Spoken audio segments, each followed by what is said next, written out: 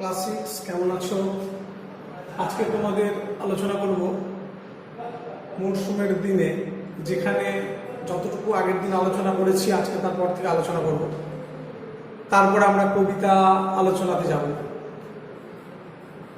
তোমরা জানো আজকে আগের দিন আমি একটা ক্লাস নিয়েছিলাম আগের ক্লাসে, এবং সেখানে আলোচনা করেছিলাম যে মরশুমের দিনে সুভাষ মুখোপাধ্যায়ের লেখা, সুভাষ মুখোপাধ্যায় মরশুমের দিনে এই গদ্য রচনাতে তিনি গ্রাম বাংলার প্রাকৃতিক সৌন্দর্যকে তুলে ধরেছেন। এক একটা ঋতুকে কেন্দ্র করে এক একটা পার্বণ অনুষ্ঠিত হয়, তার কথা আমরা আলোচনা করেছি। আগের দিন আমরা আলোচনা করেছিলাম যে ডিপোয় অপেক্ষামান যাত্রীদের কথা।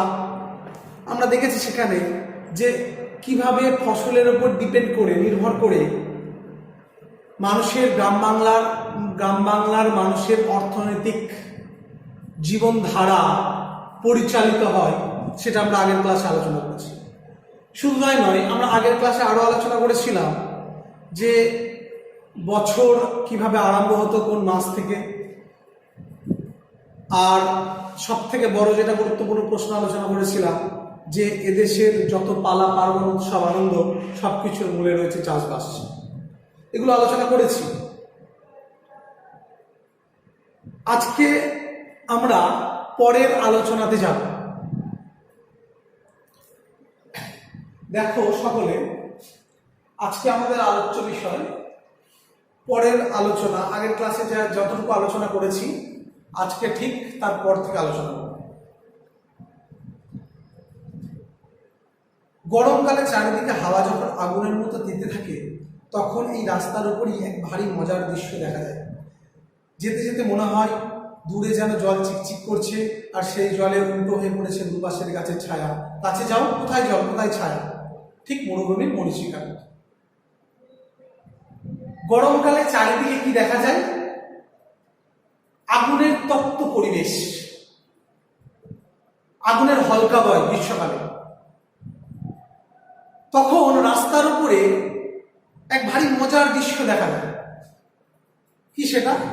না, যেতে যেতে মনে হয় রাস্তার উপর আমরা হাঁটছি। তো যখন গ্রীষ্মকালের কথা বলা হচ্ছে, যেতে যেতে মনে হয় কি না জল চিকচিক করছে, আর সেই জলের উল্টো হয়ে পড়েছে দুপাশের গাছের ছায়া। চারদিকের গাছের ছায়া সেই জলের ওপর উল্টো হয়ে পড়েছে, এটা মনে হতে পারে পথিকের। কারণ কি, ক্লান্ত পথিক যখন রাস্তা দিয়ে যায়, তখন গ্রীষ্মকালে এমনি পরিবেশ তপ্ত থাকে। আর কি হয়, যখন রাস্তা দিয়ে পথিক হাঁটে, তখন একটা ভারী মজার দৃশ্য তার চোখে ঠেকে। কি সেটা? না, দূরে মনে হয় জল চিকচিক করছে, গাছের ছায়া সেই জলের ওপর উল্টো হয়ে পড়েছে, উল্টো ছায়া পড়েছে সেই গাছের ছায়া। কোথায়? না জলের ওপর। কাছে যায়, যেই যাওয়া যায়, অর্থাৎ কাছে যখন পথিক পৌঁছায়, তখন কি দেখা যায়? ছায়া দাও, গাছের ছায়াও নেই, আবার জলও নেই। কোথায় জল কোথায় ছায়া, অর্থাৎ জলও আর পাওয়া যায় না, ছায়াও পাওয়া যায় না, ঠিক মরুভূমির মরীচিকার মতো। অর্থাৎ আমরা মরুভূমির মরীচিকা সম্পর্কে যদি আলোচনা করি, তাহলে সেখানে দেখতে পাবো যে কোনো মরুভূমির ক্ষেত্রেই হোক না কেন, সব ক্ষেত্রেই, সব মরুভূমির ক্ষেত্রেই প্রযোজ্য না, যে পথিক, তৃষ্ণার্ত পথিক যখন মরুভূমির উপর দিয়ে হাঁটে, হাঁটার পরে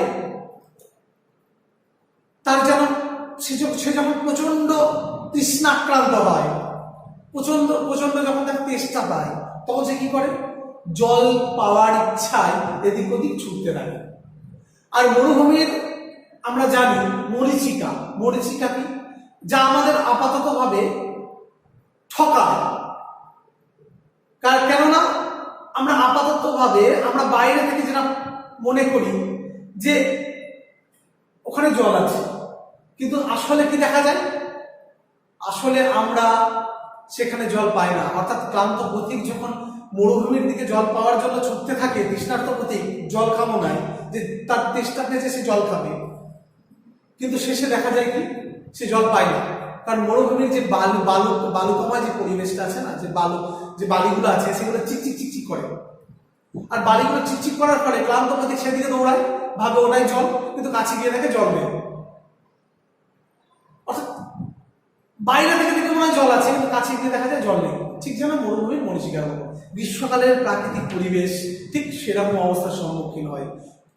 পথিক যখন রাস্তা দিয়ে যায় তখন তার মনে হয় যে জল আছে আর গাছের ছায়া রাস্তার উপর উল্টো হয়ে পড়েছে, কিন্তু আসলে কাছে গিয়ে যখন দেখা যায় যে জলও নেই, গাছের ছায়াও নেই, ঠিক মরুভূমির ওই মরীচিকার মতো। তারপরে দেখো, বাস রাস্তার ধারে ধারে মাঝে মাঝে লোকালয়, বড় গ্রাম হলে ইটের দালান দেখা যাবে, নইলে মাটির বাড়ি, খড় কিংবা টিনের চাল। লোকালয় পার হলে আবার আদিগন্ধ মাঠ, এক এক ঋতুতে তার এক এক চেহারা। বাস রাস্তার ধারে মাঝে মাঝে লোকালয় দেখা যায়,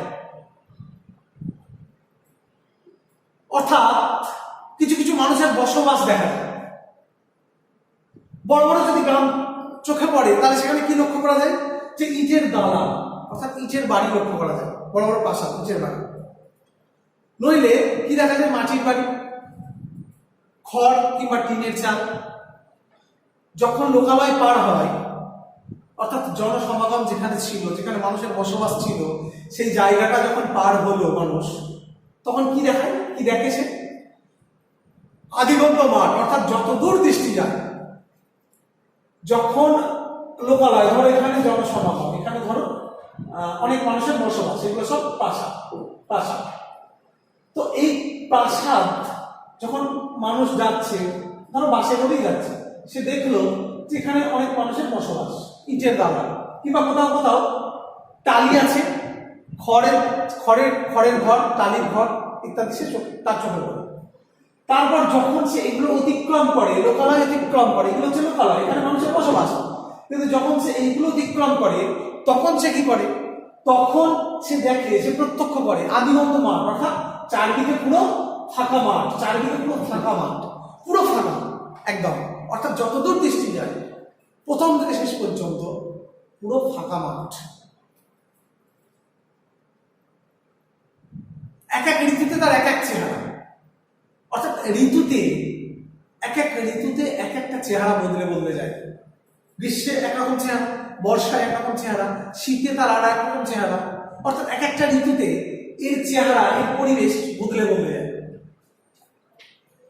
শরতে দেখবে যতদূর দৃষ্টি যায় নীল রঙের আকাশটাকে কেউ যেন ঝকঝকে তকতকে করে মেজে রেখেছে, মেঘের ছিটো ফোটাও নেই। রোদ যেন কাঁচা সোনার মতো, নিচে কোথাও মাটি দেখা যাচ্ছে না, সামনে পিছনে একটা না সবুজ ধান, সমুদ্রের মতো তার পাড় দেখা যায় না, তার উপর দিয়ে মাঝে মাঝে ঢেউ খেলে যায় হাওয়ায়, দূরে দূরে জেগে থাকে একটা দুটো তাল খেজুর কিংবা শিশু পলাশ। শরতে দেখা যায় শরৎকাল, এরপরে যখন শরৎকাল আসে তখন আমি বলেছি এক একটা ঋতুতে তার এক একটা চেহারা বদলে যায়।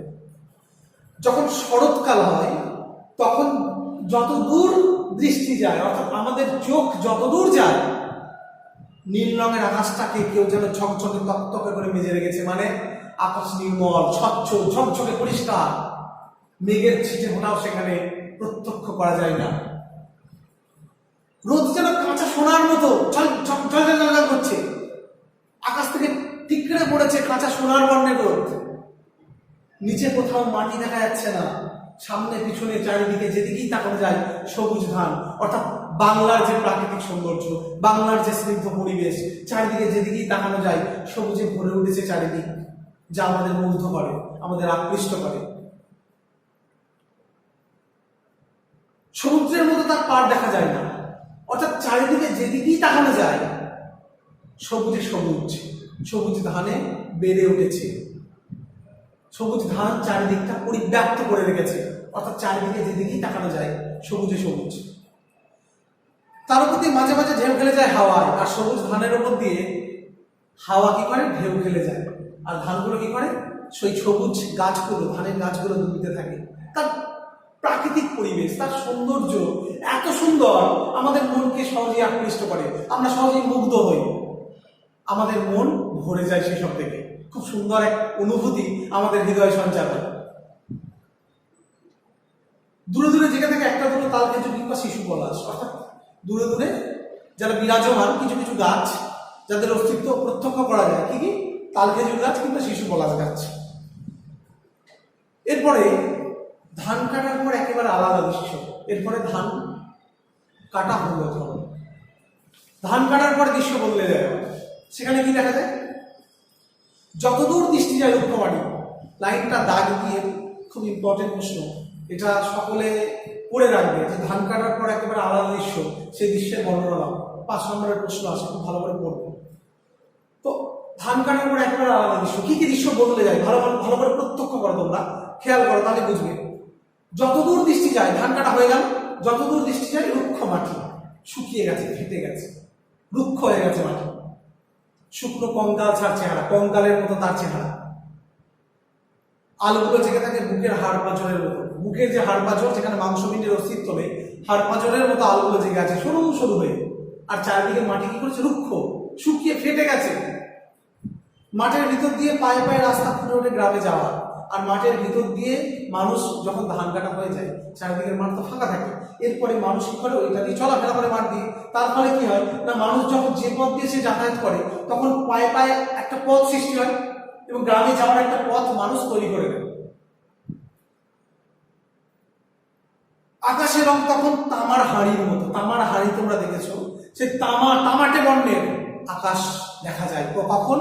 ধান কাটা হয়ে গেলে। তামার হাড়ির মতো, রোদের দিকে তাকানো যায় না, প্রখর রৌদ্র, তার তেজ এত দীপ্ত, এত প্রখর যে রোদের দিকে তাকানো যায় না, যেন আমাদের চোখ ঝলসে যাবে, এরকম অবস্থা। গরুর গাড়ির চাকায় মানুষের পায়ে মাটির ডেলাগুলো ভেঙে গুঁড়ো গুঁড়ো হয়ে ধুলো হয়, আর গরুর গাড়ির চাকায় মাটির সেই ডেলাগুলো কি হয়? গুঁড়ো গুঁড়ো হয়ে যায়। কারণ গরুর গাড়ি যখন সেই রুক্ষ মাটির উপর দিয়ে বয়ে যায়, তখন কি হয় না, গরুর গাড়ি তার চাকায় রুক্ষ মাটিটা কি হবে? গুঁড়িয়ে যাবে। শুকনো মাটি, খড়খড়ে মাটি, তাহলে কি হবে? গাড়ির চাকায় গুঁড়িয়ে যায়। শুধু গুঁড়িয়ে যায় না, ধুলোতে পরিণত হয়, অর্থাৎ গুঁড়িয়ে পুরো মিহি ধুলোতে পরিণত হয়। সেই ধুলো কখনো ঘূর্ণি হাওয়ায়, কখনো দমকা হাওয়ায় উড়ে উড়ে দৃষ্টি আড়াল করে দাঁড়ায়।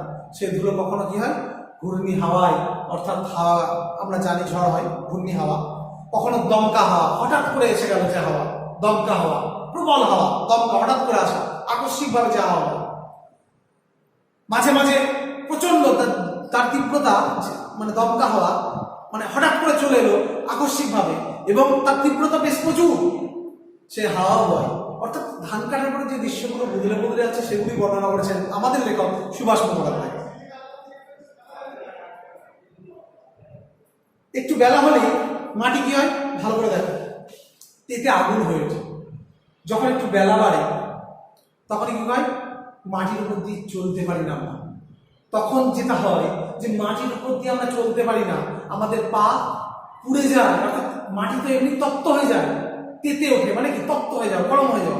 তারপরে অনেক মানুষ কি করে, যখন মাটির উপর দিয়ে হাঁটে, তখন পাগুলো অটোমেটিক্যালি পুড়ে যাওয়ার সম্ভাবনা আছে। কারণ এই যে এত রোদ, তার তীব্রতা এত বেশি যে মাটিকে পর্যন্ত তাপিয়ে দেয়। তাহলে সাধারণ মানুষ খালি পায়ে হাঁটতে পারবে না। যারা হাল বলদ নিয়ে ভোরে মাঠে গিয়েছিল বেলা বাড়তি, তারা যত তাড়াতাড়ি পারে ঘরে ফিরবে। বেলা যখন বেড়ে গেছে, যারা হাল বলদ, গরু, নাঙল এসব নিয়ে যারা মাঠে গিয়েছিল, বেলা বাড়ার সঙ্গে সঙ্গে তারা নিজের গৃহে ফিরে।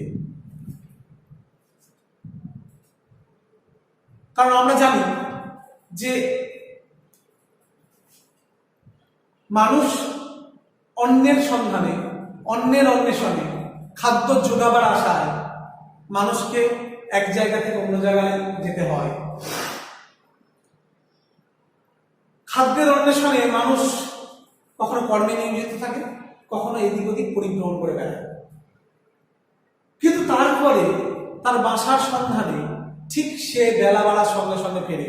আমরা জানি জীবনানন্দ দাশ এক জায়গায় বলছেন, সব পাখি ঘরে আসে, সব নদী ফুরায়, জীবনের সব লেনদেন থাকে শুধু অন্ধকার, মুখোমুখি বসিবার মনোরম আছে। তো সব পাখি ঘরে আসে, সব নদী ফুরায়, জীবনের সব লেনদেন। অর্থাৎ যে সমস্ত, শুধু এখানে আমি কবিতাটা বললাম, শুধু পাখির কথা আছে, কিন্তু পাখির মধ্য দিয়ে আমরা যদি সব বিশ্ব চলাচলের সমস্ত জীবকে প্রত্যক্ষ করি, তাহলে দেখতে পাবো যে প্রত্যেকেই খাদ্যের অন্বেষণে বার হয়ে গেছে ঠিকই, কিন্তু সে আবার তার বাসার সন্ধানে ফিরে এসেছে।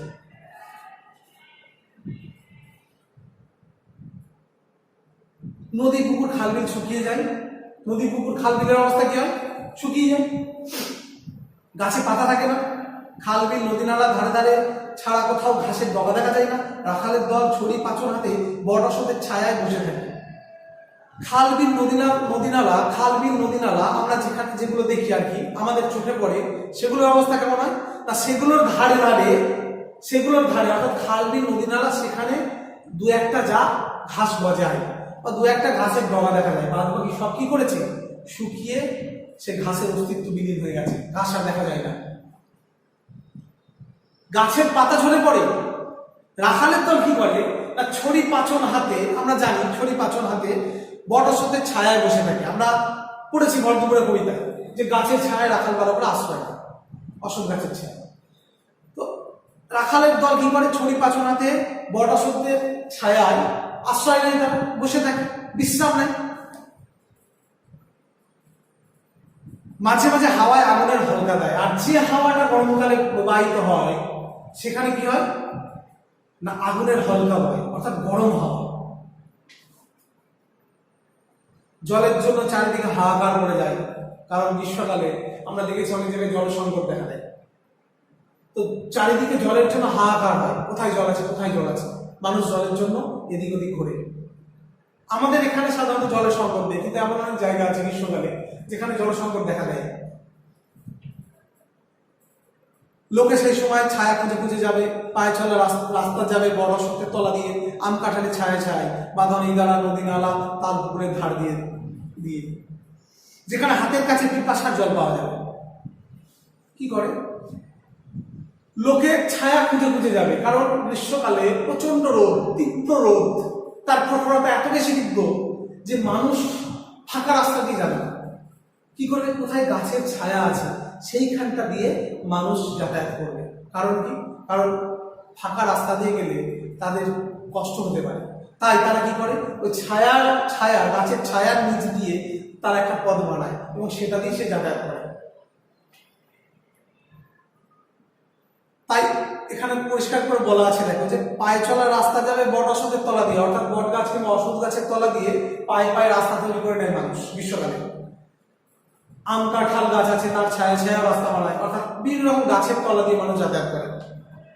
বাঁধন ইদারা নদী নালা তাল পুকুরের ধার দিয়ে দিয়ে, কখনো ইদারার ধার দিয়ে যায়, ইদারা হচ্ছে কূপ আমরা জানি, তো ইদারার ধার দিয়ে যায়, কখনো নদী নালা তাল পুকুরের ধার দিয়ে যায়। কারণ কি করে, মানুষ যদি এমনি রাস্তা দিয়ে যায়, পিচ রাস্তা বা যে কোনো রাস্তা দিয়ে যায়, তাহলে কি হয় না, পা পুড়ে যেতে পারে, প্রচন্ড কষ্ট হতে পারে। তাই তারা কি করে, নদী নালার ধার খুঁজে নেয়, কখনো গাছের ছায়ায় গাছের ছায়া দিয়ে রাস্তা বানায়, সেইভাবে তারা ওইখান দিয়ে যায় যেখানে হাতের কাছে পিপাসার জল পাওয়া যাবে। কারণ নদী নালা ইদারা খাল বিল এইগুলোর ধার দিয়ে মানুষ যখন যাবে তখন তেষ্টা পেতে পারে। গ্রীষ্মকাল তো প্রচন্ড তৃষ্ণা পায়, আর যখন মানুষ তৃষ্ণাক্রান্ত হয় তখন জল পাওয়ার জন্য হাহাকার করে বেড়ায়। তাই নদী নালা ইদারা ধার দিয়ে গেলে একটা সুবিধা কি, জল পাওয়া যাবে, অর্থাৎ যখন মানুষ তেষ্টা পাবে তখন নদী নালা ইদারার জল তারা খেতে পারবে, যার কারণস্বরূপ তারা ওই নদী নালা ইদারার ধার দিয়ে রাস্তা বানায়। আকাশের জল চেয়ে বসুধারা ব্রত করবার এই হলো সময়, কেননা এখন কালবৈশাখী আগুন ঝরে, কালবৈশাখী রোদে পড়ে নদী শুকু শুকু আকাশের ছায়। আকাশের জল চেয়ে বসুধারা ব্রত পালন করা হিন্দু শাস্ত্র অনুসারে একটা মাঙ্গলিক অনুষ্ঠান, ঘি এবং সিঁদুর দিয়ে যে আচার পদ্ধতি, অর্থাৎ এক ধরনের পদ্ধতি পালন করা হয়, সেটা হচ্ছে বসুধারা ব্রত। আর কি করে বসুধারা ব্রত কখন পালিত হয় না, গ্রীষ্মের শেষের দিকে। কেন কেন পালন করা হয় না, আকাশের জল চেয়ে, আকাশ থেকে জল চেয়ে, কারণ গ্রীষ্মের চারিদিকে মাটি রুক্ষ হয়ে যায়, শুকিয়ে যায়, গাছের পাতা ঝরে পড়ে, মানুষ তৃষ্ণাক্রান্ত হয়, চারিদিকে মাটি তেতে ওঠে, তাহলে কি হবে, মানুষ তখন কি করে না, গ্রীষ্মের শেষে আকাশ থেকে জল কামনা করে বসুধারা ব্রত পালন করে। প্রশ্নটা আছে যে বসুধারা ব্রত কখন পালিত হয়, গ্রীষ্মের শেষে। খুব ইম্পর্টেন্ট প্রশ্ন যে গ্রীষ্মের শেষে বসুধারা ব্রত পালিত হয়, এটা খুব ভালো করে মনে রাখবে। কখন হয়, যখন জল মানে চারিদিকে গ্রীষ্মের শেষে যখন মানুষ জল পায় না, যখন জলের জন্য হাহাকার করে, তখন আকাশ থেকে জল কামনা করে, অর্থাৎ আকাশের দিকে চেয়ে কি করে, জলের কামনা করে। আকাশের জল চেয়ে, অর্থাৎ আকাশ থেকে জল নামুক, এই কামনা করে মানুষ বসুধারা ব্রত পালন করে। কালবৈশাখীর আগুন ঝরে, নদী চারিদিকে শুকিয়ে যায়, এসবের এক সূক্ষ্ম সূক্ষ্ম বর্ণনা অনুপঙ্গ বিশ্লেষণ করেছেন আমাদের লেখক সুভাষ মুখোপাধ্যায়। আজকে আমরা এইখানে এই পর্যন্ত থামছি, আজকে আমরা এখানে ক্লাস শেষ করছি। এর পরের দিন আমরা ক্ষেত্রব্রত আলোচনা করব, আর আলোচনা করব মেঘরা নিয়ে কুলো নামাবার প্রথা। তারপরে আরেকটা ক্লাস নেব ভাদলী ব্রত, আর সূক্ষ্ম সূক্ষ্ম যে গ্রাম বাংলার পরিবেশের বর্ণনা লেখক সুভাষ মুখোপাধ্যায় দিয়েছেন সেগুলো আমরা আলোচনা করব। আজকে আমি এখানে ক্লাস শেষ করছি। তোমরা ভালো করে পড়াশোনা করবে এই আশা রাখি।